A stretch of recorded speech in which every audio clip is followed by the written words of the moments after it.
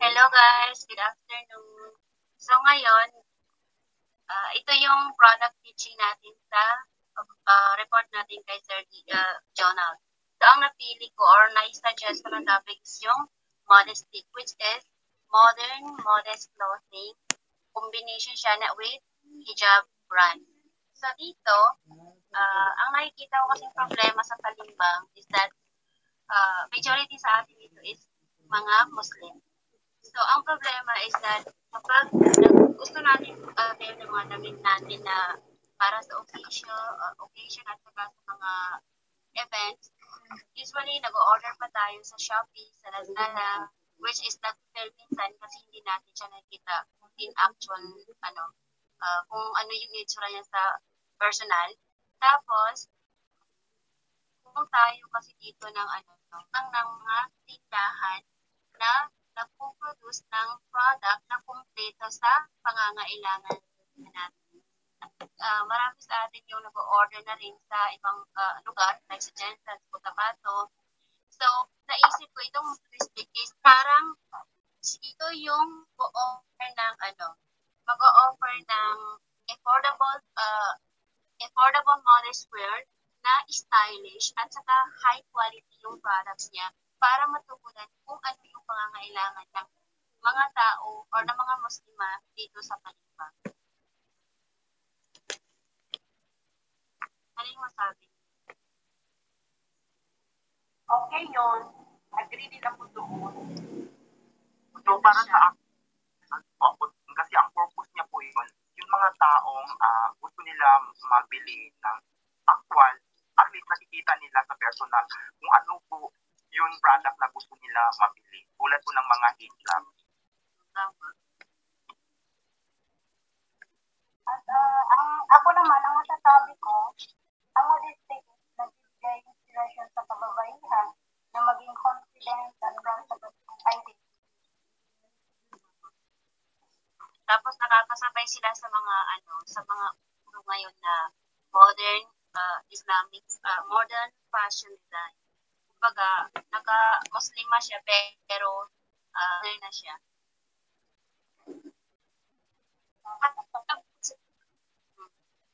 Hindi lang din Muslim ang nagabili niya. Oo. Sa mga yung mga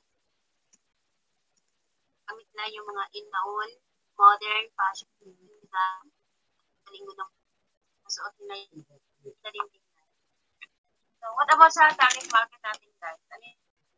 Feeling ko yung target market natin is that sa mga tapos, mga estudyante, mga babae nagtatrabaho din. So, kagaya ng sinabi natin Jovelyn kanina, sa mga Christians din, pwede, ng mga professionals, sa local communities din, at saka pwede rin naman sa mga tourists. Marami din bumibisita sa atin ngayon dito sa Palimbang, ba? Yes.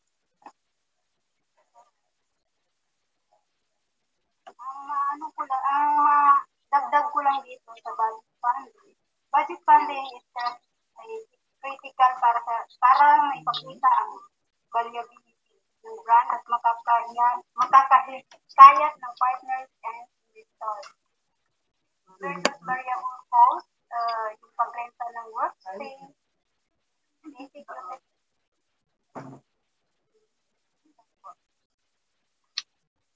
So, paano natin siya i-propose? Pwede natin siya i-promote sa nung online. Or, Yes, sa TikTok. Sa TikTok, and then yung alam natin na pwede siyang i-online. Karamihan sa mga natin ngayon, yung nag-order, online ng madami. Ikaw, Gia, may idea ka?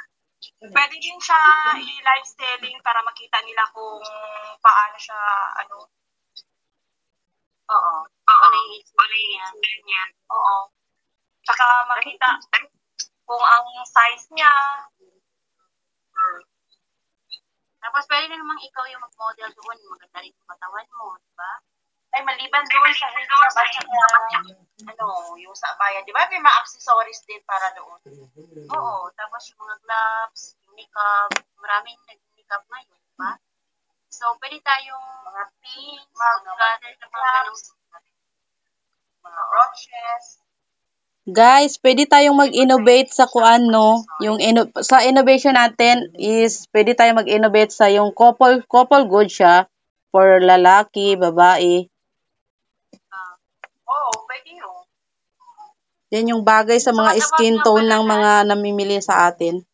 Yung mga customer natin, yung kumbaga yung black beauty, tapos pwede natin siyang gawin innovation. Oo. Okay siya. Ang may dagdag ko lang po is, pwede din natin i-actual, especially kung malapit yung mga customer natin. So, pwede din natin ipakita sa kanila yung mga product natin. Kasi po, minsan, may mga customer na, yung mga, especially kapag malalapit yung lugar nila sa atin, so, syempre, nadalaw nila yun ating product. So, yeah, tama si Momar. Kailangan meron tayong pwesto.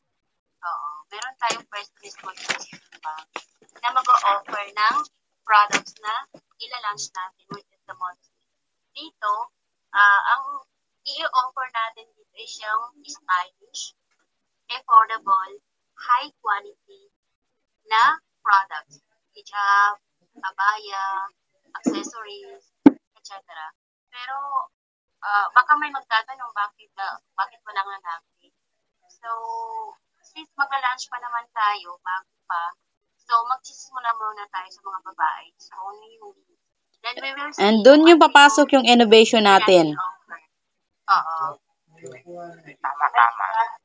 Ay, di ba sabi niyo, mostly, di ba, pwede rin tayo magbili ng tela, di ba, pwede rin siyang kahiin. Oo.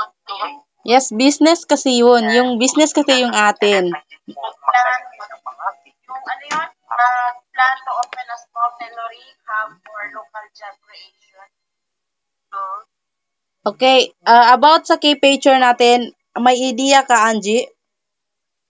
Yung idea ko naman about sa product natin is dapat yung magiging key feature ng product natin. Una is kailangan yung trendy siya pero modest ang design para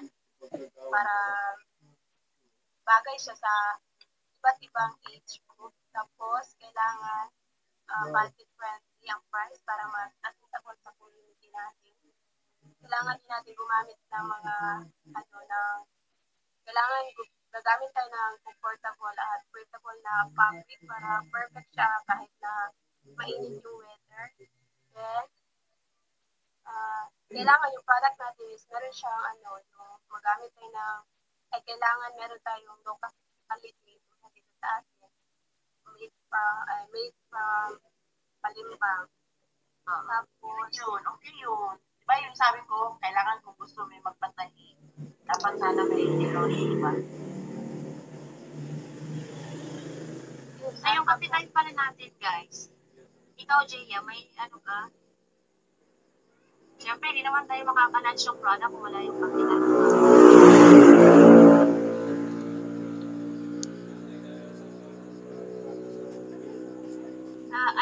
About sa kapital is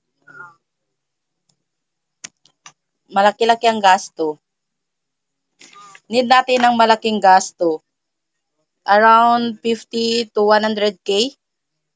Pwede? Pwede man mag-start ng 100K. Yeah, pwede na yun. If marami tayong budget. Kasi more capital. Nag-start pa lang nag-start pa. Usually naman kapag nag-start tayo ng business, doon talaga yung pinagkakagastuhan. Kasi kung mag-start ka ng malaking business, hindi pwede na maliit yung capital mo. More capital allows us to expand yung marketing, tapos naging strong brand, yung presence ng brand natin. So, feeling ko yung source ng capital natin sa savings na lang ba? May idea pa? How about sa pag may mga magka-problema tayo sa kuan. Trabaho doon.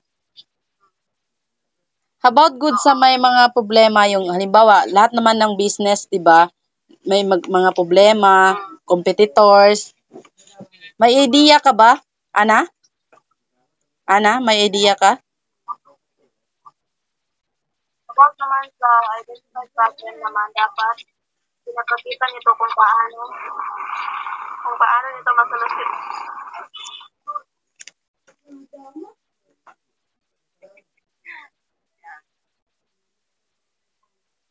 Pinapakita nito kung paano nito masolusyonan ang problema na laging mawala o magulo ang maliliit na gamit.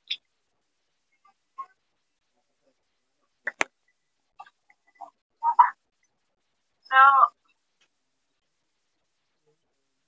doon tayo sa, may idea pa ba? Okay. So, ang ano natin na title is yung modesty. So, explain ko lang yung modesty. Definition ito ng modesty at saka yung acting. Naghang sa po ng kamay. Iwalag siyang modern. Which is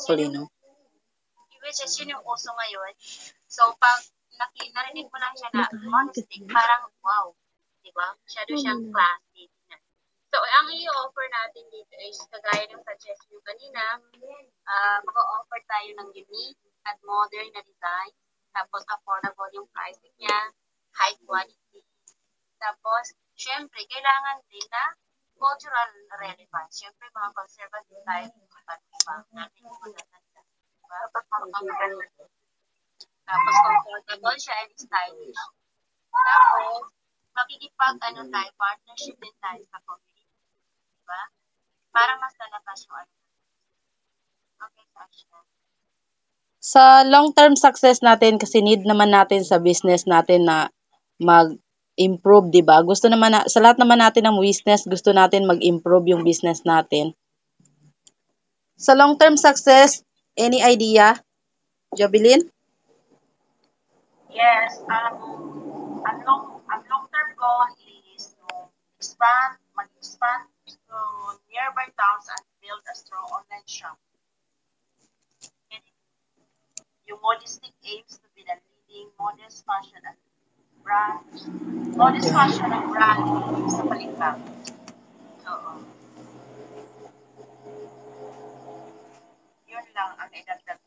So, kapag magawa natin yung product natin to, malalunch natin siya, I am sure na hindi na problema yung mga babae, yung mga Muslim dito sa Balimbang. Kasi meron na silang modestic na magpo-provide kung ano yung kailangan nila. What they say? What about the rest? Baka meron kayong gustong idagdag para ma-finalize na natin yung report natin. Okay na ba kayo sa pitching natin? Product pitching. Any idea? Kasi nasabi dito sa natin na yung problema dito is limited yung access sa stylish at affordable na modest fashion dito sa Balimbang. Marami yung mga Muslim na babae na bumibili sa ibang city kaysa dito sa Balimbang dahil nasa kakulangan ng tindahan dito sa Balimbang. Tapos kulang sa modern designs. So, ito yung solution natin, yung modestic. Yung modestic na mag-o-offer ng modern and elegant modest wear, mag-o-offer ng affordable hijabs, abayas, and dresses, high quality materials at budget-friendly prices. And yun. About pala sa target market natin, babae lang yung target market natin? Wala nang iba? Pwede lalaki. Yung mga damit ng lalaki. Kasi may mga accessories din ba yun? Mga abaya. Okay, Mama, go. So since nag-start pa tayo sa ating product, so syempre, ang may suggest ko lang po is, syempre, kung okay na yun, guys, para sa atin yun na lang, kumain na natin yung modesty, lang siya, kumbaga lilinisin ng maganda. Ay, ikaw nga pala, si Tasha yung mag-edit sa atin ng video, diba? So, ikaw lang yung bahala pag mag-edit. Okay, prepare na lang tayo sa final. Oo. Sana mag-work talaga. Sana, kayanin natin. Yes. Thank you. Bye-bye. Bye-bye, guys.